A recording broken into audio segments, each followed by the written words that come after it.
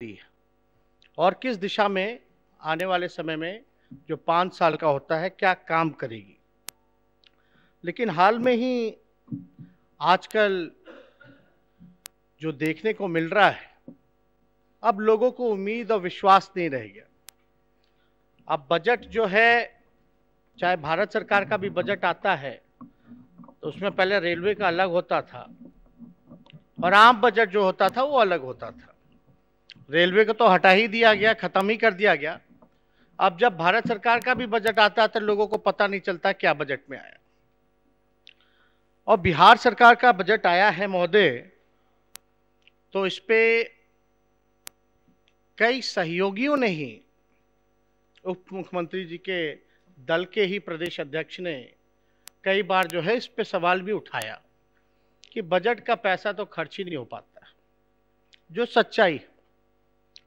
और हम लोग अगर सेंट्रल एजेंसियों की बात करें, अपनी नहीं, चाहे नीति आयोग हो, चाहे सीएजी हो, या और भी जितने भी संस्थाएं हैं जो आकलन करती रहती है, और भी एजेंसियां जो हैं जो लगातार रिसर्च करती रहती है, हकीकत जो है वो बताने का काम करती है, अगर वो देखें तो बड़ा निंदनीय लगता है बिहार का बजट महोदय। लगातार जिस प्रकार से डबल इंजन की सरकार काम कर रही है, लोग जो हैं उम्मीद खो बैठे हैं, लोगों की अब दिलचस्पी नहीं रहेगी।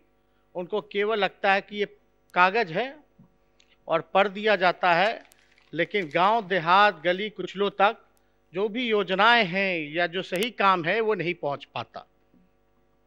चाहे किसानों की बात करें, चाहे मजदूरों की बात करें, चाहे गरीबों की बात करें, चाहे नौजवानों की बात करें, चाहे रोजगार के सवाल की बात करें, चाहे इंडस्ट्री की बात करें या एजुकेशन की बात करें, शिक्षा, स्वास्थ्य, हेल्थ की बात करें महोदय, तो कहीं भी आप देखिएगा लोग जो हैं निराश हैं और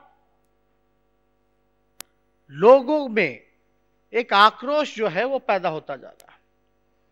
यहां तक कि जो सरकारी कर्मचारी हैं वो भी परेशान हैं, हताश हैं महोदय। अब उप मुख्यमंत्री जी ने बजट पेश किया। बजट लगभग जो है 2,37,38,000 करोड़ का उन्होंने पेश किया। हम लगातार जो है बजट को हमने दिखवाया कि बजट में नया क्या है और पिछले बार के बजट में कितना खर्च हुआ और कितना काम हुआ। हालांकि बजट की बात की जाए तो इट्स अबाउट रेवेन्यू और एक्सपेंडिचर, मतलब पैसा आएगा कहाँ से, कैसे आएगा, और जो पैसा आएगा उसको हम खर्च कहाँ करेंगे, किस दिशा में करेंगे, क्या योजनाओं के तहत करेंगे, ये पूरा होता है महोदय बजट।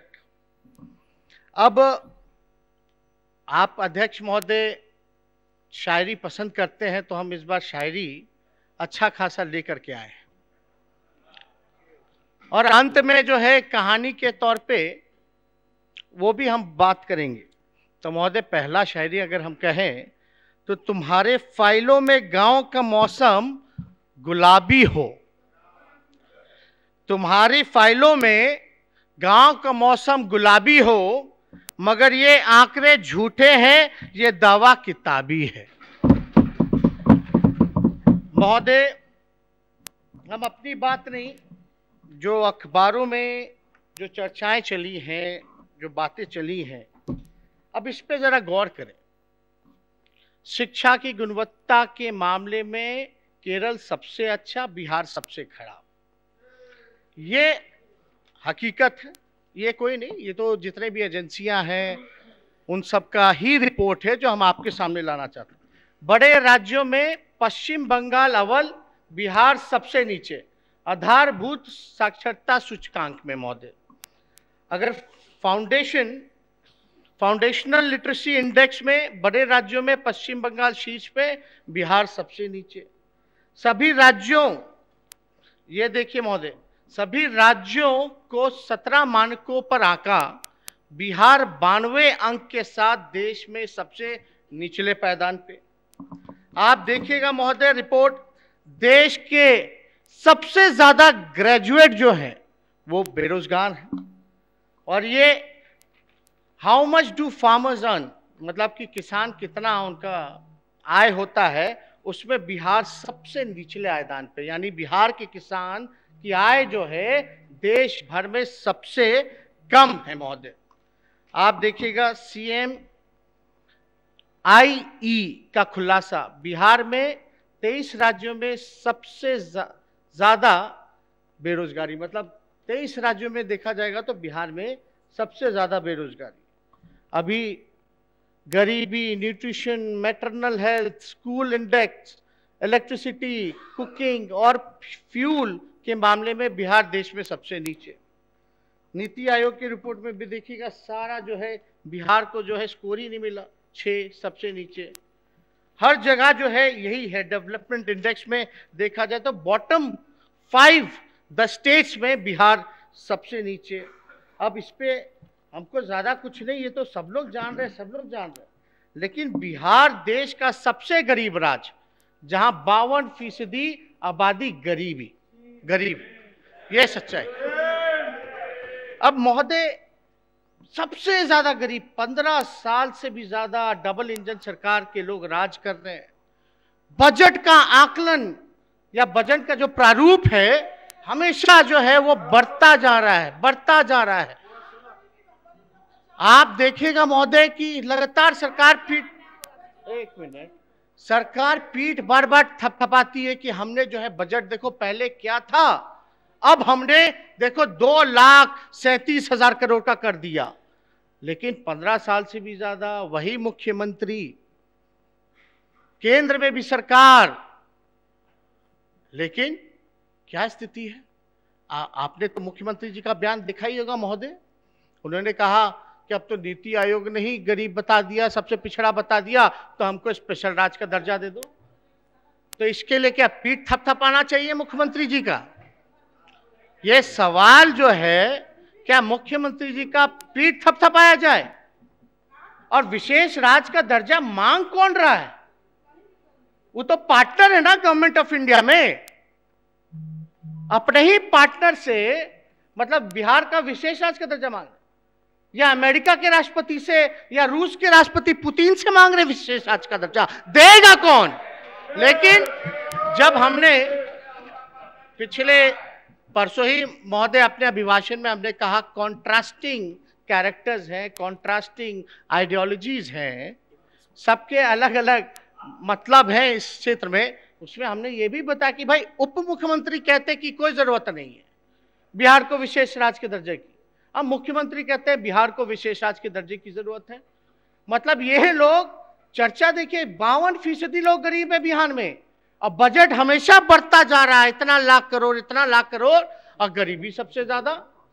तो ये तो आप खुद मान रहे हैं, ये तो सरकार खुद मान रही है कि बिहार जो है सबसे गरीब है। और गरीब होने का श्रेय किसको दिया जाए फिर? जिन्होंने 15 साल से भी ज्यादा, 17 साल तक रोज राज किए, और डबल इंजन की सरकार को ही ना बोलिएगा, किसको बोला जाएगा? तो और किसको बोलिएगा? तो महोदय ये स्थिति जो है पूरी तरीके से, अब देखिएगा बिहार के 38 में से 22 जिलों में आधे से अधिक लोग गरीब, ये स्थिति बनी हुई है। और इन 11 जिलों में 60% से भी ज्यादा लोग जो है गरीब है, जैसे किशनगंज हो गया, अररिया हो गया, मधेपुरा हो गया, पूर्वी चंपारण हो गया, सुपौल हो गया, जमुई हो गया। अध्यक्ष महोदय थोड़ा निर्देश दिया जाए, आपका समय मिलेगा, बोलेंगे। अब शांति से सुनिए। अध्यक्ष महोदय, इन नेता प्रतिपक्ष का शांति से सुनिएगा, फिर इधर का भी शांति से लोग सुनेंगे। बैठिए। अब आप देखिए, बजट की जहां तक बात करते थे अध्यक्ष महोदय, जहां तक बजट की बात कर रहे हैं, मेरा नहीं अध्यक्ष महोदय, हमारे पास CAG का रिपोर्ट है। हम चाहेंगे कि उप मुख्यमंत्री जी थोड़ा गौर करें। अगर CAG की रिपोर्ट में अगर उप मुख्यमंत्री जी देखें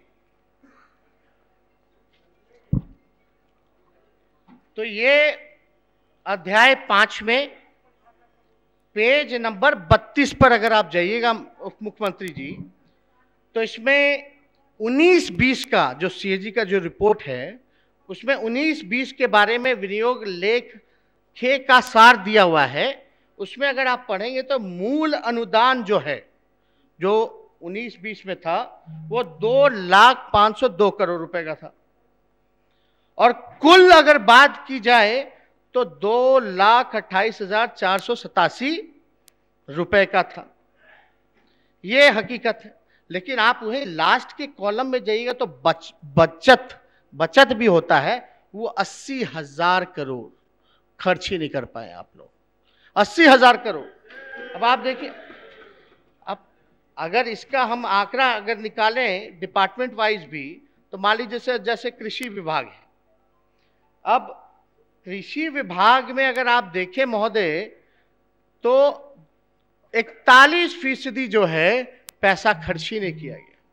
सहकारिता विभाग में देखा जाए तो 74% पैसा खर्च नहीं किया गया। पंचायती राज विभाग में देखा जाए तो 36% नहीं। खाद्य एवं उपभोक्ता संरक्षण विभाग में देखा जाए तो 50% नहीं। स्वास्थ्य विभाग में 31% खर्च नहीं किया गया।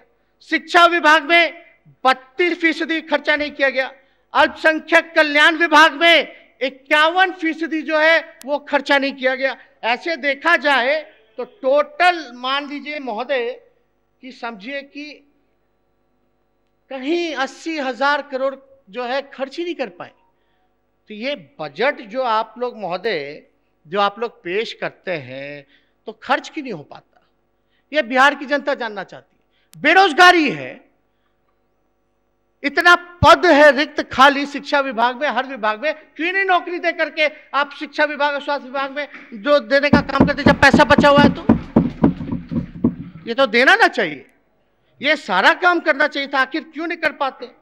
और खूबसूरती है देखिए महोदय, अगर उसी पन्ने में अगर आप 34 नंबर पे जाइएगा, सॉरी 33 पेज पे जाइएगा, तो मेरा कमेंट नहीं है महोदय, उप मुख्यमंत्री जी आप वित्त मंत्री हैं, ये सीएजी के कमेंट है उसी पेज पे। किसी अनुदान के अंतर्गत लगातार बचत का होना इस बात का घोतक है कि यह या तो कुछ योजनाएं कार्यक्रमों का क्रियान्वयन नहीं हुआ या क्रियान्वयन धीमी गति से हुआ। ये तो मेरा रिपोर्ट नहीं है महोदय, ये तो सीएजी का कमेंट है। कुछ अनुदानों के अंतर्गत लगातार हुई बचते तथा विशिष्ट बचते निबंधन ये है जो मैंने आपको विभाग के सारे गिनाए हैं महोदय।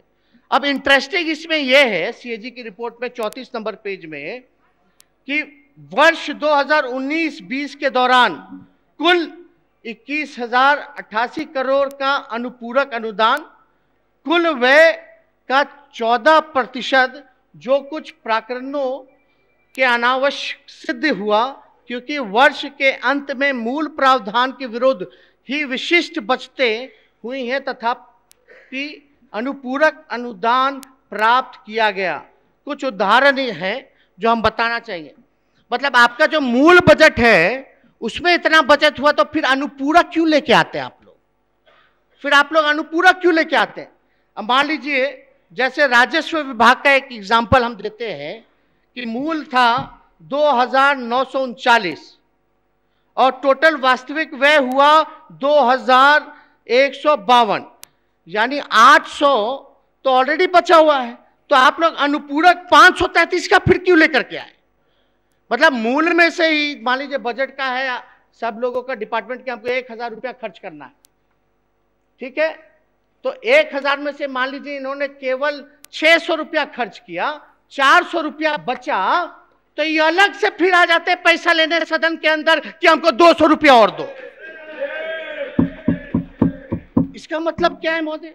ऐसी अगर जो भवन निर्माण विभाग में अगर आप देखें तो 4,582 का था, अनुपूरक की लोग ले आए 574, बल्कि बचत वास्तविक में था 1,1385 का बचा हुआ था। ऐसा कितना देखिएगा महोदय जो यहाँ बचत है जिसका कोई काम नहीं किया जा रहा। अब इस पे बात किया जाए, हमारे पास कल तक का, पिछले बजट का कल तक का खर्च करने का हमारे पास डेटा है महोदय। यानी डिपार्टमेंट वाइज एक्सपेंडिचर का लिस्ट हमारे पास है महोदय, जो 3 मार्च 2022 तक का है, डिपार्टमेंट वाइज एक्सपेंडिचर। अब इसमें देखा जाए तो जो लास्ट बजट जो था महोदय, जो पिछला बजट जो था 2,18,302 का था महोदय, 2,18,300 का पिछला बजट था। और आज मतलब कल तक 3 मार्च तक जो है केवल 1,05,107 रुपया ही खर्च किया गया। यह सच्चाई है।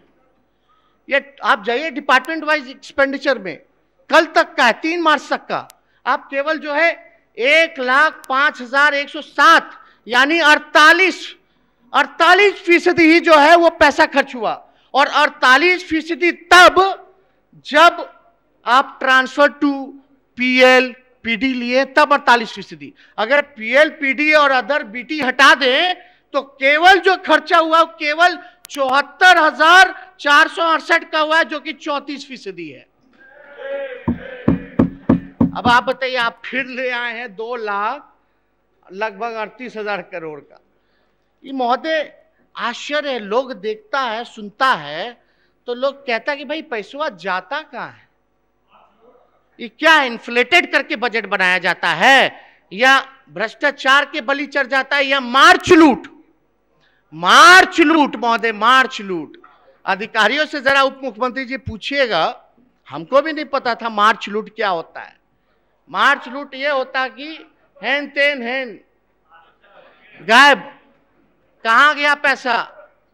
तो CAG का जो रिपोर्ट है महोदय, इसमें अगर आप देखें CAG का वित्त लेखे खंड 1 में अगर आप जाइएगा उप मुख्यमंत्री जी महोदय, तो इसमें साफ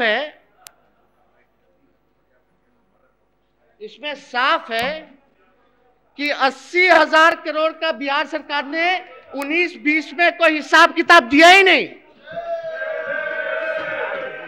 खंड 1 में दिए। अब बताइए 80,000 करोड़ का कोई हिसाब किताब नहीं है कि बिहार सरकार ने उस पैसे का क्या किया। आप बताइए क्या हो रहा है भाई?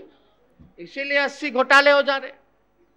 कोई अधिकारी, कोई मंत्री किसी पर जो है, नेता प्रतिपक्ष अध्यक्ष महोदय, यह CAG का रिपोर्ट कब का है?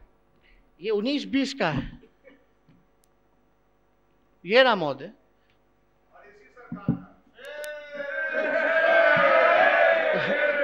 अध्यक्ष महोदय, हम तो अध्यक्ष अरे महोदय बैठिए जरा। महोदय, CAG का कंपोजिशन जो है, उसका जो फंक्शन है, हर विभाग का 10% ही चेक करता है और बाकी का एवरेज बना देता है।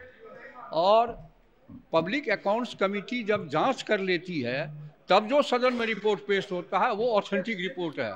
अभी एक कंप्लेन उनका है, तो वो जांच का विषय है। पब्लिक अकाउंट्स कमेटी के जांच के बाद ही उस पर बोला जाता है, यही नियम है, क्योंकि फिर सदन में पेश होगा पब्लिक अकाउंट्स कमेटी का रिपोर्ट। तो माननीय चूँकि वित्त मंत्री जो है नहीं है, इसीलिए अपना ठीक है, जो ज्ञान है उसके आधार पर बोल रहे हैं। अब तो CAG पे ही सवाल उठाया जा रहा है ना? मतलब अगर आप समझ नहीं रहे, CAG पर नहीं उठाया जा रहा है। CAG की प्रक्रिया का मैंने बताया, और पब्लिक अकाउंट्स कमेटी आप ही के एक मिनट आप ही के दल के विरोधी, सबका समय आएगा, विरोधी ही उसके अध्यक्ष होते हैं। सबका विरोधी दल के लोग ही उसके अध्यक्ष होते हैं। आप ही का पार्टी का कोई होगा अध्यक्ष उसका। मैंने बताया कि CAG 100% नहीं करता, कभी कभी विभाग से हिसाब आने में भी लेट होता है, जो आप कह रहे 3 मार्च तक। अब जब सुनिए ना, 31 मार्च तक नहीं है वो। CAG जब भी देती है तो 5 साल का ना दे रही है, 5 साल का ना दे रही है CAG। आया बोलिए, तो 1 साल का। ठीक है ललित जी, ठीक है। हाँ, अरे महोदय देखिए, नेता प्रतिपक्ष बोल रहे हैं। नहीं, अध्यक्ष महोदय, ये तो हमारे समय को क्यों बर्बाद किया? नहीं, आपका समय का बर्बाद नहीं, सदुपयोग किया जा रहा है। तो कई माननीय का उत्तर क्या होगा? कई माननीय सरकार का उत्तर कौन देगा? कई माननीय नए सदस्य भी बैठे हैं, क्या मतलब? थोड़ा जानकारी भी चाहता है कि ये रिपोर्ट लोक लेखा समिति के विचाराधीन होना चाहिए और नियम 236 नियमावली के अंदर। अच्छा ठीक है, बोलिए अध्यक्ष। अच्छा, ये सारा 19-20 का है, 19-20 का है। तो या मानना ही नहीं तो बंटवाते क्यों है फिर? नहीं, मानना ही नहीं तो बंटवाते क्यों? सदन में ले ही क्यों करवाते? फेंक दीजिए, फेंकवाई दीजिए। चलिए बोलिए नेता प्रतिपक्ष। अध्यक्ष महोदय, कोई मतलब नहीं हुआ। हम तो अपना बात नहीं ना कि कल्पना कर रहे हैं या ज्यूम कर रहे हैं कि ऐसा किया गया। हम तो जो डेटा है, जो साइंटिफिक डेटा है, जो एजेंसियां हैं संवैधानिक, उसी की ना बात कर रहे हैं। तो उस पर भी आप लोग सवाल उठा रहे हैं। मतलब सच सुनने का किसी को ताकत नहीं तो मिटवा दीजिए। या तो विजेंद्र जी कह रहे थे हमारे अभिभावक हैं, अनुभवी हैं, सब कुछ रह चुके हैं, बस मुख्यमंत्री नहीं बने। लेकिन हम उन्हें कहना चाहते, हम यही कहना चाहते। अब आप एक बात सुन लीजिए, मैं वित्त मंत्री भी रहा हूँ और सुरेंद्र जी आपके अध्यक्ष, सब कुछ मुख्यमंत्री नहीं बने। दूसरे की बात भी सुनिए जरा एक मिनट। आपने नाम तो ले लिया। सुरेंद्र जी आपके दल के सुरेंद्र जी पब्लिक अकाउंट्स कमेटी के अध्यक्ष हैं। नियमावली में लिखा हुआ है कि अगर पब्लिक अकाउंट्स कमेटी का रिपोर्ट नहीं आया है फाइनल, तो उस मैटर को माननीय सदस्य भी हाउस में नहीं उठा सकते हैं, क्योंकि वो जांच का विषय है, जांच में है। तो सुरेंद्र यादव जी रिपोर्ट पेश करेंगे कि 80,000 भ्रष्टाचार में चला गया कि चारा घोटाला में चला गया, तो हम लोग इसको कबूल करेंगे। चलिए देखिए, जब नेता प्रतिपक्ष और हमारे सबसे वरिष्ठ अनुभवी लोग बोलते हैं तो सुनिए कि क्या कह रहे हैं। सीखने की चीज है, समझने की चीज है। बोलिए नेता प्रतिपक्ष। एकदम सीखने की चीज है, सब कुछ है, जानना चाहिए। अब हम तो चाहेंगे कि जब भी डिबेट चल रहा होता है महोदय, जब वाद विवाद चल रहा हो, तो जो भी स्पीकर्स, जिनको सभी दल के लोगों को मौका मिलता है, जो उनके प्रश्न हैं, जो उनकी चिंताएं हैं, वो मंत्री जी को दूर करना चाहिए। लेकिन मंत्री जी क्या लाते हैं? अधिकारी का पढ़ा हुआ रिपोर्ट, लिखा हुआ रिपोर्ट ऊपर देंगे, गड़गड़ खत्म हो जाता है। अरे भैया, हमारी चिंता दूर कीजिए ना, तब ना पॉजिटिव एक डिबेट होगा, तब ना उसका फायदा होगा इसका। अब कौन क्या बोल रहा है, नहीं बोल रहा, यानी भाग खड़े होते हैं लोग। एक मिनट नेता प्रतिपक्ष, आपने बहुत अच्छी चीज उठाया कि मंत्री जी अब रिपोर्ट नहीं पढ़ते हैं। 17वीं विधानसभा में सरकार के जवाब पढ़ने का अवसर अब कम गया। अब हमारे माननीय सदस्य जवाब पढ़ते हैं, उसमें पूरक बना के मंत्री जी को जवाब अब देना पड़ता है। बदल गई है मौसम। बोलिए। अब महोदय, हम लोग तो आपके बात को हमेशा पालन करते ही हैं, करेंगे। बोलिए। लेकिन विषय जो है इस पे आना चाहिए। ठीक। आज हम डेटा लाए, आंकड़े जो है वो सदन को पता होना चाहिए, वाकई वास्तविकता क्या है। अगर हम कोई झूठ बोल रहे हो, आंकड़े गलत हो, तो मंत्री जी अपने वक्तव्य में, सरकार अपने वक्तव्य में जो है वो अपना हटा सकती है। अब बिहार विधानसभा में बजट के दौरान वित्त मंत्री तारकिशोर जी ने कहा कि बिहार का पर कैपिटा इनकम 50,555 रुपए है। कितना? 50,555 रुपए, जबकि भारत का लगभग 86,659 रुपए। अब मंत्री जी के अनुसार बिहार जो है भारत से अच्छा काम कर रहा है। अब हमको ये कल्पना के पड़े है, जब बिहार का ही पर कैपिटा इनकम 50,000 है और भारत का 86,000 है, तो बिहार भारत से कैसे अच्छा काम कर रहा है? लेकिन इनके अनुसार जो है बिहार अच्छा काम कर रहा है। अब ये बातें भ्रमित करने वाली है महोदय, क्योंकि बिहार पहले भी प्रति व्यक्ति आय रैंक में 33वां था और अभी भी 33वें ही है। 33वां पर कैपिटा इनकम में। स्टेट जीडीपी में 14वें पर है और मानव विकास सूचकांक में 36वें स्थान पर है, अंतिम में। यह सच्चाई है, ये नीति आयोग पढ़ लीजिए ना, ये सच्चाई है। और वित्त मंत्री ने यह भी कहा कि शहरीकरण का स्तर जो है 2011 में बिहार का 11.3% था, अब बढ़कर के 15.3 हो गया। ये बातें इन्होंने कही महोदय।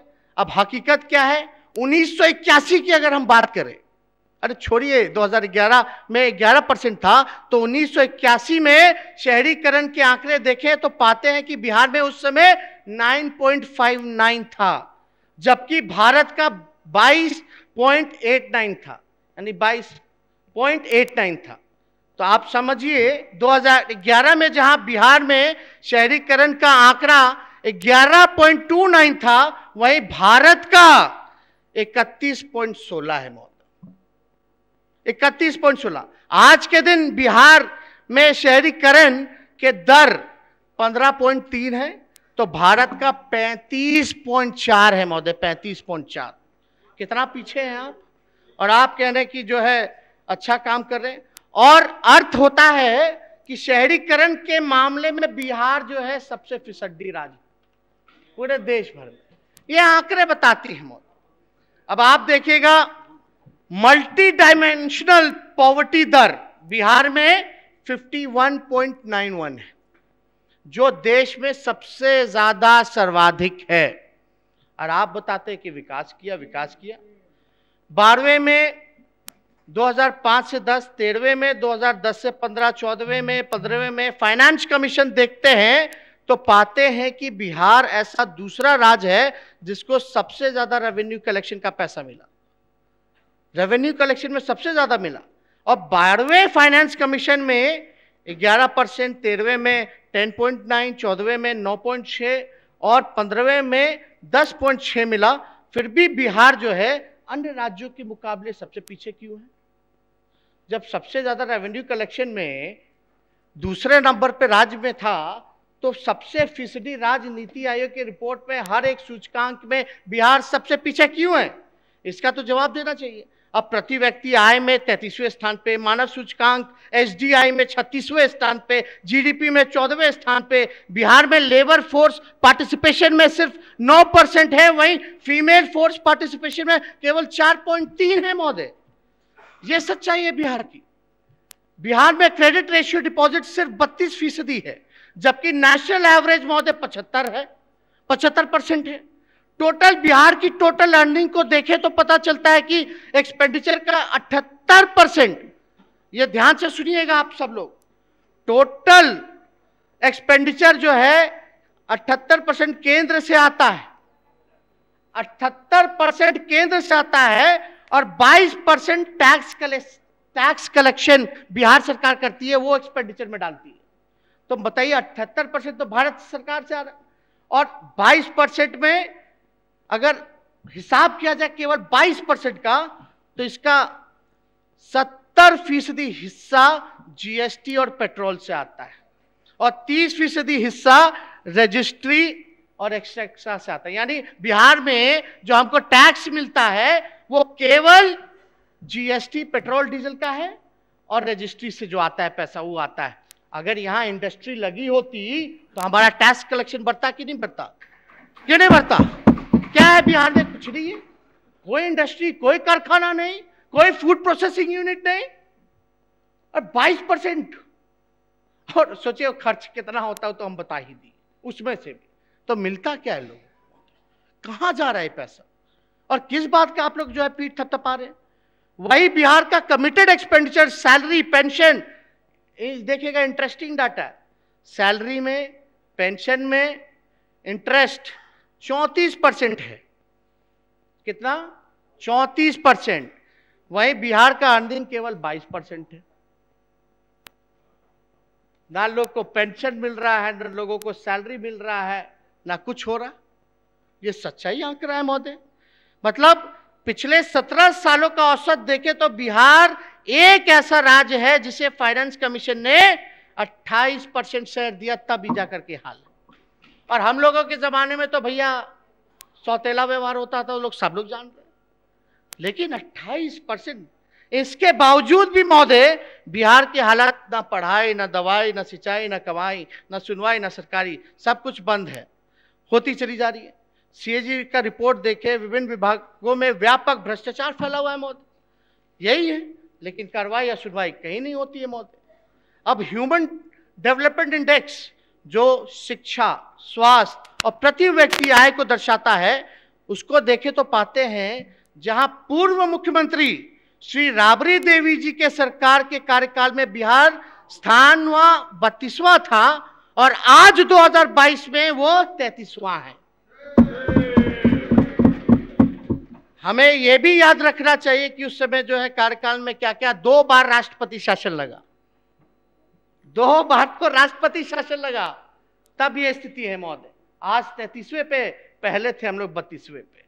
कितना सब लोग जान रहे कितना सौतेला व्यवहार हुआ उस समय। फाइनेंस कमीशन भी इतना हम लोगों को पैसा नहीं देती थी। स्पेशल पैकेज की बात करें या हर एक योजना जो है, जो अधिकार भी था वो भी कटता रहा था महोदय। तब भी राबड़ी देवी जी की सरकार, और उस समय कई राज्य, मतलब बिहार और झारखंड एक था शुरुआती दौर में, क्षेत्रफल भी बड़ा था और पॉपुलेशन भी बड़ा था, तो आप समझ सकते हैं महोदय। तो इसलिए तब भी सरकार में लगभग 5% का विकास दर था महोदय। राबड़ी देवी जी के समय में 5% का जो विकास दर था, उस समय भारत का जो जीडीपी था महोदय वो 6.5 था, तब भी हम इतने करीब रहते थे। और आज देख लीजिए कितना का गैप है, जो हमने पहले आपको डाटा में बताया, कितना बड़ा गैप होता जा रहा है महोदय। तो महोदय सौतेला व्यवहार इससे भी पता चलता है कि सेंट्रल टैक्सेशन का शेयर राबड़ी जी के कार्यकाल में कम दिया गया, जबकि बिहार में लगभग आधा दर्जन से अधिक केंद्र मंत्री थे उस समय, आधा दर्जन से भी ज्यादा उस समय केंद्र मंत्री बिहार के थे महोदय। अब थोड़ा उसको हम डिफाइन अगर करें तो आंध्र प्रदेश को 3507 करोड़ 98 और 2000 में मिला, वहीं बिहार को केवल 306 करोड़ रुपए मिला। ये हकीकत है। 2000 से 2003 आंध्र प्रदेश को 9790 करोड़ का सेंट्रल ग्रांट मिला, वहीं बिहार को 4047 करोड़ मिला। सोचिए 5000 करोड़ कोई और राज्य को ज्यादा मिल रहा। उस समय हम लोगों तो ग्रांट फंड जो था सेंट्रल का वो बहुत कम था, तभी जो है जीडीपी में और 22वें स्थान पे थे। 2002-03 में आंध्र प्रदेश को नेट लोन में भी रुपए 6902 करोड़ रुपए मिला, वहीं बिहार को रुपए 2849 करोड़ मिला। पर कैपिटा सेंट्रल असिस्टेंस में भी 2001 में आंध्र प्रदेश को 626 मिला, वहीं बिहार को रुपए 276 मिला। कितना बड़ा डिफरेंस होता था, कितना पक्षपात होता था उस समय। बिहार का बजट 2005 में, जो बजट का ही लोग आंकड़ा देते हैं कि हम पिछला साल 2018 था, इस बार देखो हम 237 कर दिए, ये इसका हम उत्तर देते हैं कि 2005 में बिहार का बजट 24,000 करोड़ था और भारत का 4,53,000 करोड़ रुपए था। आज 22 में बिहार का बजट 2,37,000 करोड़ है, वहीं भारत का 39,70,000 करोड़ रुपए है महोदय। राजद शासनकाल में 1990 से लेकर 2005 तक जो बजट में लगभग 8 गुना की बढ़ोतरी हुई और 2005 से 20 में भी 8 गुना का बढ़ोतरी हुआ। यानी उस समय भी 8 गुना का बढ़ोतरी हुआ, इस बार भी 8 गुना का बढ़ोतरी हुआ। यानी बजट जो है आप कह सकते हैं कि समय समय के साथ बढ़ता रहता है, उतना ही गुना बढ़ा। तो अपना पीठ थपथपाने का इनको कोई जरूरत नहीं है महोदय। अब बात करें अपने चेहरे से जो जाहिर हुआ छुपाए कैसे, अपने चेहरे से जो जाहिर हुआ छुपाए कैसे, तेरी मर्जी के मुताबिक नजर आए कैसे। लाख तलवारें बढ़ी आती हो गर्दन की तरफ, लाख तलवारें बढ़ी आती हो गर्दन की तरफ, सर झुकाना नहीं आता तो झुकाए कैसे। महोदय ये इंपॉर्टेंट बातें। अब डेवलपमेंट मॉडल की बात करें, मुख्यमंत्री जी का जो फ्लैगशिप योजना है, फ्लैगशिप योजना क्या क्या है? कृषि रोड मैप, 7 निश्चय, जल जीवन हरियाली, ये महोदय बहुत ही महत्वपूर्ण बिहार सरकार के लिए योजना है, उसको फ्लैगशिप योजना कहते हैं। अब व्यवस्था इतनी, और ये जितनी योजनाएं चल रही है महोदय, इसमें देखिएगा एक मंत्रालय की जवाबदेही नहीं है, ना किसी पे जिम्मेवारी है, भ्रष्टाचार हो रहा है, किसी पे कार्रवाई नहीं होता है, काम पूरा नहीं होता है, लोग परेशान हो जाते हैं। आखिर क्यों ऐसा होता है? तो हम सरकार को सलाह देना चाहते हैं कि भारत ने और कई एक राज्यों ने प्रिस्मैटिक मॉडल छोड़ दिया। प्रिस्मैटिक मॉडल क्या होता है कि जहां 15 डिपार्टमेंट को जोड़ लिए एक योजना को पूरा कर देना। अब बताइए, जल जीवन, ये इनकी जो योजना 7 निश्चय, इसमें कितने डिपार्टमेंट लगे इकट्ठे? जल जीवन हरियाली में कितने डिपार्टमेंट लगे हैं? कृषि रोड में कितने लगे? किसी पे जवाबदेही है? किसी पे जिम्मेदारी है? सब उसको दोषी ठहराता है, उसको दोषी ठहराता है, उसको दोषी ठहराता है। यही काम चल रहा है। केवल जो है टैक्स कलेक्शन हो रहा है, टैक्स कलेक्शन हो रहा है। आरसीपी जी, हाँ भाई, अब आप बात कीजिएगा। हम, अरे भाई, हम नाम लिए ही नहीं है। नाम क्या लिए? अरे भाई, रिजर्व कमीशन टैक्स, क्या बात कर रहे हैं? नाम हम क्या लिए? आज नाम नहीं लिए महोदय। कहाँ नाम लिए? RCP tax. आर का मतलब रिजर्व, सी का मतलब कमीशन, और पी का मतलब privilege. Reserve commission privilege tax. अरे भाई बैठिए।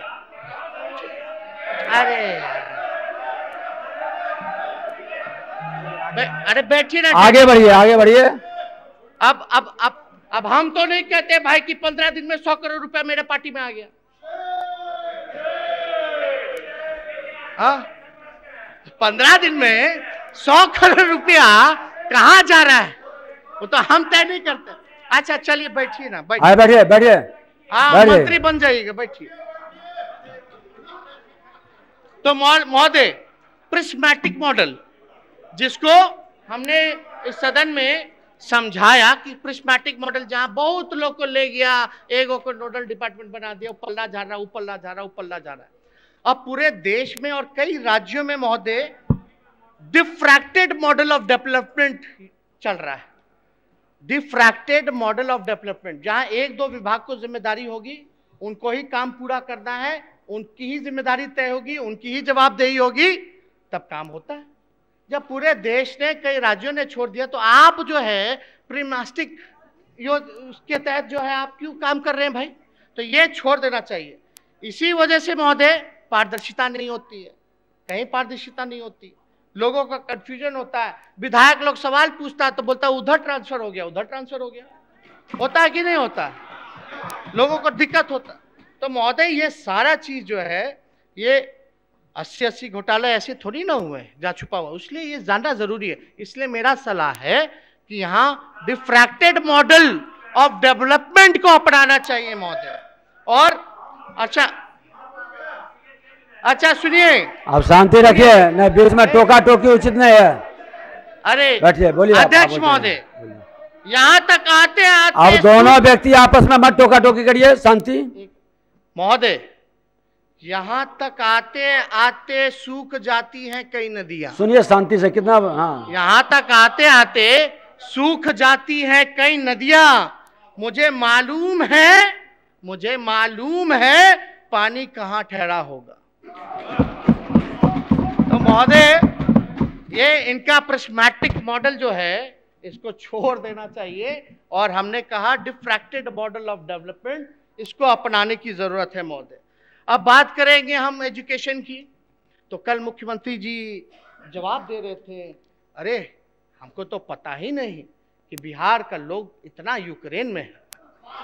बताइए ताजुब, इसके लिए कुछ करना चाहिए। कितना साल हो गया, आप तो अंतिम पड़ाव पे हैं। राजनीति में पड़ाव नहीं होता है, मतलब देखा जाए शुरुआती। आपसे ज्यादा अनुभवी कोई नहीं है। चलिए ठीक है, कोई दिक्कत नहीं। चल, हम अपनी बात नहीं, जो जनता कह रही वही कह रहे हैं। जो जनता कह रही है वही हम कह रहे हैं। राजनीति में पड़ाव नहीं होता है, अंतिम दिन तक राजनीति के लिए सब अध्यक्ष महोदय, बिहार चुनाव में तो मुख्यमंत्री जी ने कहा था मेरा अंतिम है रैली। हमने नहीं कहा, हम तो अब आपके प्रश्न के जवाब तो माननीय उप मुख्यमंत्री जी देंगे। 3 शेर हुआ है, वो भी तैयारी कस के की है। ठीक है, अच्छा अध्यक्ष महोदय, जवाब दे, मजबूती के साथ दे, हमको अच्छा लगेगा। आप शांति से सुनिए, फिर एक शेर सुना देंगे ये। महोदय, तो कल बयान आप भी थे ही, तो आपने सुना होगा कि भाई इतना लोग बिहार का बाहर जा रहा है पढ़ने, एक और देश बताएं वहां भी लोग जा रहे हैं पढ़ने, है ना। अब आप बताइए, जाए क्यों ना, बिहार से बाहर जाए क्यों ना, और सरकारी स्कूल में क्यों पढ़े, सरकारी स्कूल में क्यों पढ़े। कितना सरकारी स्कूल में लोग पढ़ रहा है, सब तो प्राइवेट ज्यादातर जा रहा है, क्यों आप बताते हैं। अध्यक्ष महोदय, यहाँ बहुत लोग सरकारी स्कूल में प्रोडक्ट बैठे हैं। अच्छी बात है ना, अच्छी बात है। हम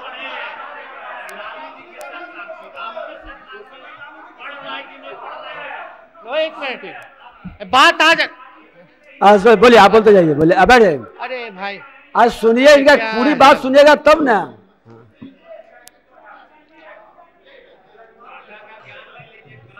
अध्यक्ष महोदय देखिए, अब आप समीर जी, अब आप काहे बोलने लगे। ये सदन केवल सच बोलने के लिए होना चाहिए, जनता के मुसीबतों को दूर करने के लिए होना चाहिए, ना कि टीटीएम करने के लिए होना चाहिए। अब कुछ लोग ताबड़तोड़ तेल मालिश करते रहे तो हम क्या कर सकते हैं, जनता आकलन करेगी। लेकिन महोदय, अब आंकड़े देखिए, बिहार में 18 से 23 वर्ष में लगभग 1.25 करोड़ युवा हैं, यानी सबसे ज्यादा भारत में युवा है, जिसमें से बिहार में मात्र 1,78,831 स्टूडेंट ही एनरोल्ड है। इसका मतलब यह है कि 1,23,21,167 युवा उच्च शिक्षा से दूर है महोदय, यानी 1,23,00,000 से भी ज्यादा जो है वो शिक्षा से दूर है, या फिर अन्य प्रदेशों में पढ़ाई करने जाते हैं। ये सच्चाई है। ब्रेन ड्रेन के साथ साथ मनी भी ड्रेन होता है, यानी खर्चा भी बाहर हो रहा है, बिहार का पैसा बाहर जा रहा है, वहां खर्च हो रहा है। ब्रेन ड्रेन, मनी ड्रेन सब हो रहा है वहां, पढ़ाई भी वहीं, बाहर लोग बस भी जा रहे हैं। तो ये स्थिति पैदा हुई है। अब क्यों? क्योंकि स्कूल में छात्र ड्रॉप आउट रेट जो है देश में सबसे ज्यादा, अगर सर्वाधिक अगर ड्रॉप आउट रेट है तो वो बिहार में। पूरा नहीं पढ़ा। गुणवत्ता शिक्षा में टॉप 20 में से बिहार का 19वें नंबर पे। आप बताइए,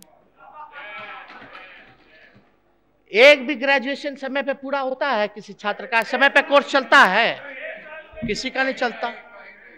क्या है कॉलेज की क्या व्यवस्था? क्या हमारा स्तर उस लायक है? कोई क्वालिटी ऑफ एजुकेशन मिल रहा है? अब तो टीचर को बोला जा रहा है जाइए दारू वाले को पकड़ के लाओ। अपने गलती कर रहे हैं और अपने अफसोस जता रहे हैं, अकर कुछ नहीं रहे, जा रहा है। अच्छा लगा कि आज पता चला कि बाहर जा रहे हैं। उनको तो ये भी बता दें आपके माध्यम से महोदय कि हर बिहार का दूसरा परिवार पलायन कर रहा है, पढ़ाई, शिक्षा, स्वास्थ्य को लेकर के, रोजगार के लिए। क्या हालत बनी हुई है, क्या बिहार चला रहे हैं। हम कोई गलत नहीं ना कहें कि भाई आप थके हुए हैं, अब ऊब चुके हैं, अब ऊबे भी क्यों ना कि सहयोग। आप बीच में सही बात है, सही बात है, ये उचित नहीं, ये बोल रहे हैं। अब सही बात है, उबना ही चाहिए। तो आप सपोर्ट चाहते हैं क्या? आप नेता प्रतिपक्ष सपोर्ट चाहते हैं? सहयोगी का काम होता है सहयोग करना। तो फिर सहयोग करने लगेगा तो आप बोल नहीं पाइएगा, इतना हल्ला करेगा सब ना। ठीक है, अब हो सकता है ना भाई कि कोई ऐसा शर्त हो कि खाली बोले कि हमको मुख्यमंत्री रहने दीजिए, आप ही चलाइए, पीछे से रिमोट वाला भी होता है ना, तो हम तो कुछ नहीं कर। तो महोदय अनुभवी वही बिहार में सबसे ज्यादा 70%, वही बिहार में सबसे ज्यादा 70% बच्चों का पहली से 10वीं कक्षा के बीच ड्रॉप आउट रेट है। पहली से 10वीं कक्षा तक 70% ड्रॉप आउट रेट है महोदय। ASER रिपोर्ट 2017-18 देखिए तो पता चलता है कि बिहार में 90% स्कूल में कंप्यूटर लैब है ही नहीं। अब 90% कंप्यूटर लैब, 90% स्कूलों में कंप्यूटर लैब नहीं है, 30% लाइब्रेरी में 30% लाइब्रेरी है ही नहीं, 60% स्कूल में प्लेग्राउंड नहीं है, 45% स्कूल में बाउंड्री वॉल नहीं है। बिहार में के लगभग स्कूलों में 3.5 लाख शिक्षक के पद खाली हैं। और हमने आपको बताया महोदय सीएजी की रिपोर्ट में कि कितना शिक्षा विभाग में बचत है, पैसा बचा हुआ है, तो क्यों नहीं भाई आप पद देते हैं, समय पे सैलरी देते हैं, समय पे पेंशन देते हैं, ये तो बताना चाहिए। राष्ट्रीय औसत के मुताबिक टीचर स्टूडेंट रेशियो 1.27 है, वहीं बिहार में सबसे ज्यादा 1.55, 1.55। समझ जाइए महोदय ये सारी बात। उर्दू शिक्षकों और मदरसों की हालत सामान्य स्कूल की तुलना में बहुत खराब है महोदय।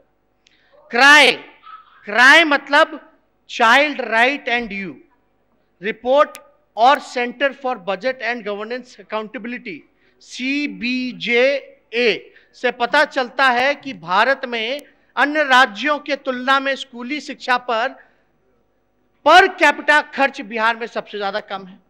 अब तरह का कोई परीक्षा होता है तो पेपर लीक कर जाता है, कोई एक एग्जाम बता दीजिए, कोई एक परीक्षा बता दीजिए जिसमें पेपर लीक ना हुआ हो।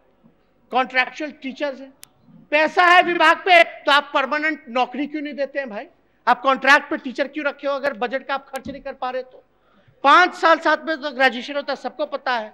मतलब नए किरदार आते जा रहे हैं, नए किरदार आते जा रहे हैं, मगर नाटक वही पुराना चल रहा है। ये सच्चाई है मौत। आप देखिए फेलियर जो है इनका होगा बिहार स्टार्टअप की नीति अंतर्गत युवाओं में उद्यमता को बढ़ावा देने के लिए 500 करोड़ के वेंचर कैपिटल का प्रावधान किया गया।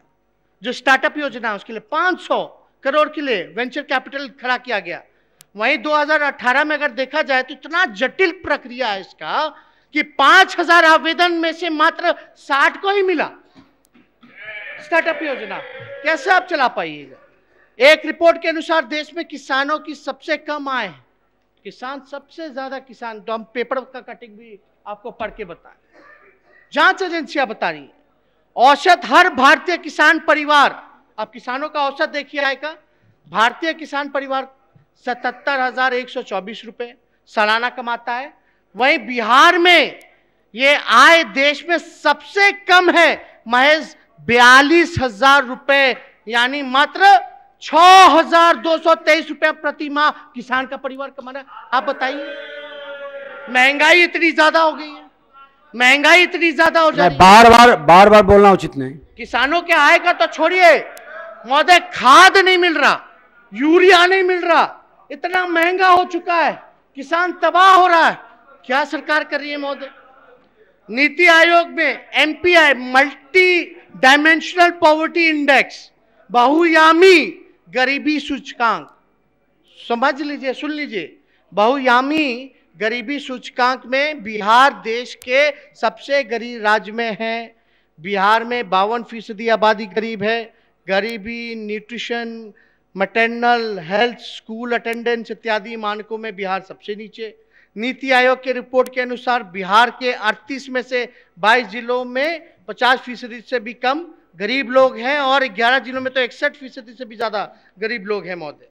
प्रधानमंत्री आर्थिक सलाहकार परिषद द्वारा जारी रिपोर्ट के अनुसार 10 साल से कम उम्र के बच्चों में साक्षरता स्तर को बताने वाले foundational literacy index, numeracy index में बिहार सबसे नीचे। साक्षरता वाले में जो उम्र है महोदय अनुसार 10 साल से कम उम्र के बच्चों में सबसे बिहार का कम है। महिलाओं का शोषण और कुपोषण बिहार में चरम पर है महोदय। आप ये बात से सहमत होंगे, ये हमारा नहीं, सारे आयोगों का, एजेंसियों का रिपोर्ट है।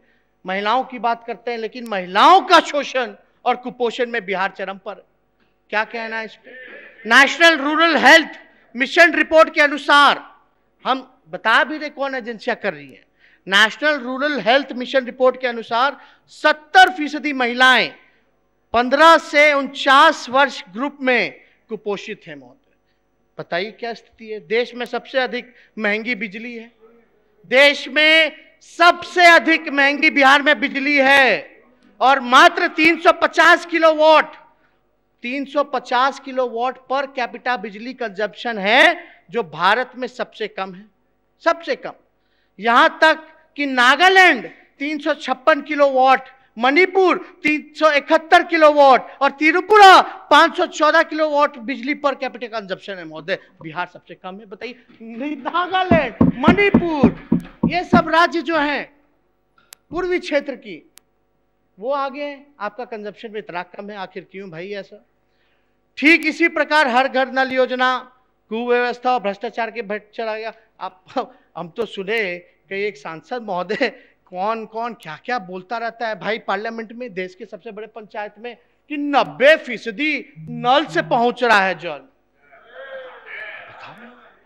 ये मजाक क्या क्या कर क्या रहे हैं भाई? 90% पहुंच रहा है। तो कलेजा पे हाथ रख के बोलिए तो, ईश्वर का शपथ खाइए तो, भगवान का कसम खाइए तो, कि 90% आप लोग के क्षेत्र में पहुंच रहा है कि नहीं पहुंच रहा? कोई नहीं खा सकता। खड़े होकर के बताइए, कलेजा पे हाथ रख करके बताइए। कोई नहीं कसम खा सकता कि 90%। केवल भ्रष्टाचार, फ्लॉप हो गई योजना, फ्लॉप, कहीं कुछ है कहीं कुछ है। तो इसलिए महोदय, जो सच्चाई है उसको बोलना चाहिए। केवल एक गुलाबी किताब छाप में कुछ लिख देने से थोड़ी ना हो जाता। अरे आंखों में आप लोगों के चश्मा लगा हुआ, जा करके जमीनी स्तर पे देखिए क्या स्थिति बनी हुई है। तो महोदय, भूमिहीन जो दलित महादलित थे, सरकार ने वादा किया था कि 3 डेसिमल जमीन देगी, वो एक छलावा साबित हुआ। इससे मांझी जी इनकार नहीं कर सकते। बोलिए, सरकार ने बोला था कि नहीं बोला था 3 डेसिमल जो है दलित महादलित को जो है जमीन देगी? ये छलावा है कि नहीं है? मांझी जी सरकार के सहयोगी है, लेकिन हमें अच्छा लगता है कि सच बोलते हैं, गरीबों के पक्ष में कभी कभी बोलते हैं, ये बताएंगे। तो महोदय, जिसके किरदार पर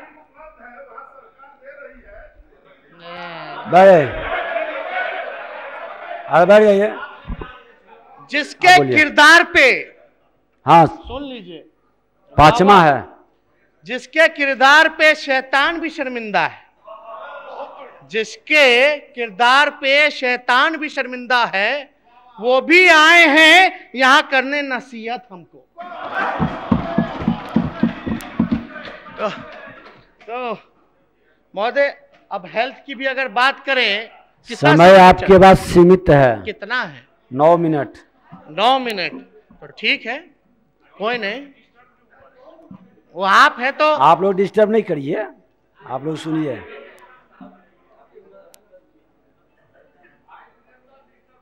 ये शेर शायरी आप देते हैं क्या सुरेंद्र बाबू? महोदय, आजकल देखा जाता है कि कई घोटाले होते हैं, बड़े बड़े अधिकारियों पे कोई कार्रवाई होती है, उसको रिटायर कर दिया जाता है। रिटायर करने के बाद फिर कहीं ना कहीं सलाहकार के रूप में उनको बड़े बड़े अधिकारियों को एक्सटेंशन दिया जाता है। आखिर क्यों एक्सटेंशन दिया जाता है भाई? क्या बात है? तो महोदय, ये नई परंपरा बनती जा रही है। इस पे मुख्यमंत्री को, उप मुख्यमंत्री जी लोग को जवाब देना चाहिए।